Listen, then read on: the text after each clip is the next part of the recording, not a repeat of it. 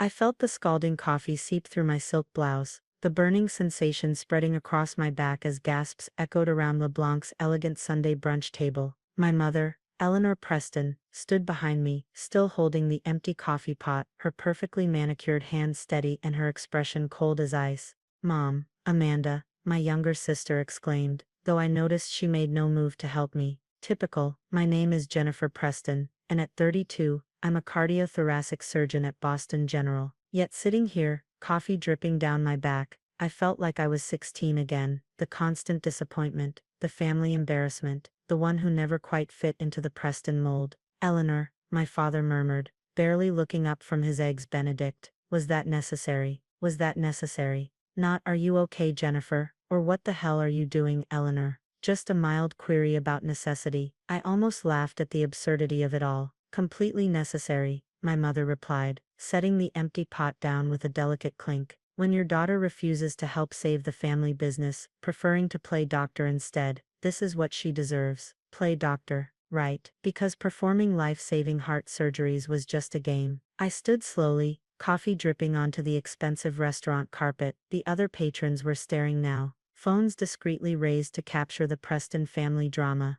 My mother would hate that. Appearance was everything to her. "Jennifer, sit down," she hissed, finally showing a crack in her perfectly poised demeanor. "You're making a scene." "I'm making a scene." I kept my voice level, professional, the same tone I used when delivering difficult news to patients' families. "You just poured scalding coffee down your daughter's back, because she wouldn't abandon her medical career to take over your failing boutique chain." "Failing," Amanda interrupted, her perfectly glossed lips twisting into a sneer. "Just because you're too selfish to help." "Failing," I confirmed, reaching into my purse. "Would you like to see the proof?" My mother's face paled slightly. "What proof?" I pulled out a folder, the real reason I'd agreed to this brunch. The audit reports from the last 3 years, the hidden accounts, the loans, the properties mortgaged to cover mounting debt. I placed each document on the table, watching my mother's composed mask crack further with each revelation. "How did you," she started, "get these?" "Unlike Amanda's business degree, from that online college you pretend is prestigious, my education taught me how to research properly. When you started pressuring me to take over the business,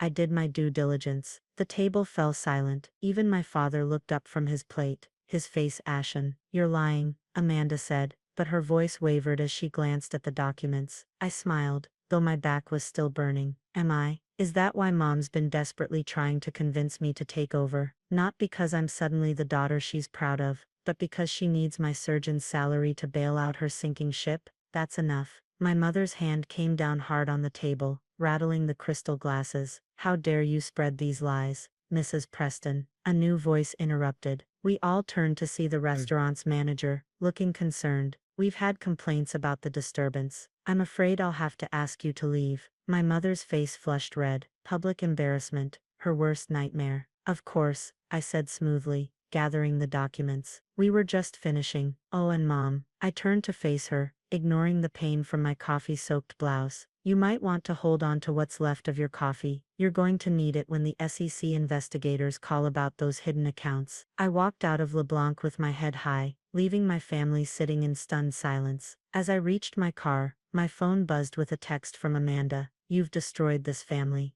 "No," I thought, carefully peeling off my ruined blouse and retrieving the spare set of scrubs I kept in my car. They had destroyed themselves. I had simply refused to go down with them. As I changed, I caught my reflection in the car window. For the first time in years, I didn't see the family disappointment looking back at me. I saw someone stronger, someone who had finally stood up to years of manipulation and abuse. My phone buzzed again. The hospital. "Emergency cardiac surgery needed." I smiled, starting my car. Time to go play doctor. This was just the beginning. My mother's coffee stunt had given me the perfect opportunity to expose everything I'd discovered. And trust me, the audit reports were just the tip of the iceberg. The burn marks on my back took 2 weeks to heal, but the satisfaction of exposing my mother's schemes, that felt better than any soothing ointment. Let me take you back to understand how we got here. Growing up as Eleanor Preston's daughter meant living under a microscope of constant criticism. While Amanda was groomed to be the perfect socialite daughter, I was the disappointment who preferred science books to social events. "Jennifer, darling," my mother would say, her voice dripping with false sweetness, Wouldn't you rather attend Amanda's debutante ball than study for that silly biology test?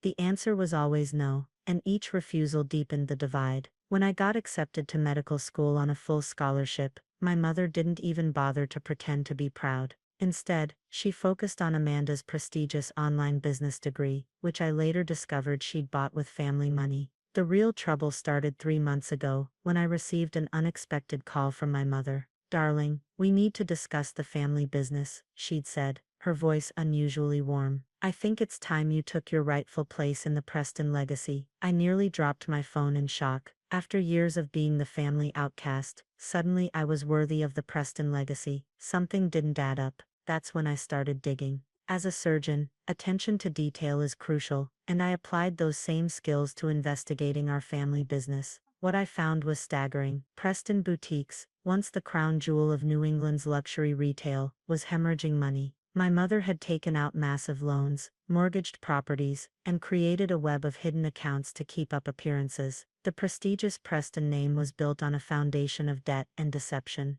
"Dr. Preston." My thoughts were interrupted by Sarah, one of my surgical residents. "The SEC investigators are here. They'd like to speak with you about the documentation you provided." I nodded, taking off my surgical gloves. I'd sent copies of everything to the authorities the day after the coffee incident. My mother's attempt to humiliate me had backfired spectacularly. My phone buzzed. Amanda again. She'd been alternating between threats and pleas since that Sunday. "The investors are pulling out," her message read. "Mom's having a breakdown. How could you do this to us?" I thought about the countless times they'd hurt me. The graduation dinner they skipped for Amanda's yoga retreat. The time my mother told a potential date I was damaged goods because I prioritized my residency over socializing. The years of subtle and not so subtle emotional abuse. But what really sealed their fate was what I discovered last week. Hidden in those financial records was evidence that my mother had been embezzling money from my grandmother's trust fund, money that was meant for her medical care. Grandma Rose had been moved to a more affordable facility last year. "She doesn't know the difference anyway," my mother had said dismissively. Meanwhile, she'd been using that money to fund Amanda's lavish lifestyle and cover the boutique's mounting losses. That's when I realized this wasn't just about me anymore. This was about justice. "Dr. Preston." Sarah appeared again. "Your sister's here. She's making quite a scene in the lobby." Of course she was. Taking a deep breath, I headed to the hospital lobby. Amanda stood there in designer clothes that probably cost more than a nurse's monthly salary, mascara running down her face. "How dare you come to my workplace?" I said quietly, leading her to a private corner. "How dare I? How dare you?" she hissed. "The board is suspending Mom pending investigation. We're going to lose everything." "No, Amanda, you're going to lose everything you stole. There's a difference. We're family." "Family?" I laughed bitterly. Was Mom thinking about family when she poured coffee on me? Were you thinking about family when you helped her drain Grandma's trust fund? Amanda's face paled. "You know about that." "I know everything. The fake invoices, the hidden accounts, the diverted funds. Did you really think I wouldn't figure it out? I'm the disappointment who got into medical school, remember? We can fix this," she pleaded, grabbing my arm. "Just tell the investigators you made a mistake. We'll give you a share of the business." I gently but firmly removed her hand. "There won't be any business left to share, Amanda. The SEC doesn't look kindly on years of financial fraud. Then you'll have nothing too. No family, no inheritance." "I have my career," I interrupted. "My skills, my integrity. What do you have besides Mom's stolen money?" The look on her face told me she'd never considered that question before. For a moment, I almost felt sorry for her. Almost. "Security will show you out," I said, turning away. "Oh, and Amanda, don't come back here again. Unlike Mom, I won't settle for just coffee." As I watched security escort my sister out, I felt no satisfaction, no joy, just a quiet certainty that I'd done the right thing. The Preston legacy of lies was about to come crashing down, and I had front row seats to the show. My pager beeped. Another emergency surgery needed. Real work saving real lives. Let my mother and sister deal with the consequences of their actions. I had more important things to do. 1 year later, I stood in front of the prestigious Boston Medical Conference, preparing to deliver my keynote speech about groundbreaking cardiac surgery techniques. The irony wasn't lost on me. Exactly 1 year after my mother tried to humiliate me with hot coffee, I was being honored as one of the youngest leading cardiothoracic surgeons in the country. The headlines about my family had finally died down. Preston Boutique's empire collapses amid fraud charges. Socialite Eleanor Preston faces criminal investigation. Mother-daughter duo charged with trust fund embezzlement. My mother and Amanda had both pleaded guilty to reduced charges, avoiding jail time but facing hefty fines and community service. But the real justice came when Grandma Rose was moved back to a premium care facility, her restored trust fund ensuring she'd receive the best possible care for the rest of her life. Dr. Preston, my assistant, touched my arm. They're ready for you. I walked onto the stage, facing hundreds of medical professionals. In the front row, I spotted Sarah, now my head resident, beaming proudly. Next to her sat my father, looking older and somehow smaller in his now outdated suit. He'd reached out to me 3 months ago, after my mother and Amanda's sentencing. We met at a small coffee shop, neutral territory. The irony of coffee wasn't lost on either of us. I failed you, he'd said simply, his hands trembling around his cup. I failed you every time I stayed silent, every time I looked away. I don't expect forgiveness, but I needed you to know that I know that now. It wasn't a perfect apology, but it was a start. We'd been having monthly dinners since then, slowly rebuilding something that resembled a relationship. Distinguished colleagues, I began my speech. Today I want to talk about courage. Not just the courage it takes to open someone's heart and hold their life in your hands, but the courage to stand up for what's right, even when it costs you everything you thought you needed. The audience listened intently as I shared my innovative surgical techniques, but I knew the subtext of my words reached deeper. Sometimes the most important cuts we make aren't in the operating room, they're the ones that separate us from toxic relationships and harmful patterns. After the standing ovation, as I was gathering my materials, my phone buzzed with a text from Amanda. Saw you on the medical conference live stream. Mom would hate how successful you've become. I'm proud of you, and sorry. I stared at the message for a long moment. Amanda was serving her community service hours at a homeless shelter, and rumor had it she'd actually discovered she had a talent for helping others when she wasn't focused on appearances and status. Nice speech, Dr. Preston, Sarah said, approaching with my father. Though you failed to mention the time you performed emergency surgery right after having coffee dumped on you. My father flinched, but I laughed. Some stories are better left for the memoir. Speaking of coffee, my father said hesitantly, would you like to grab some?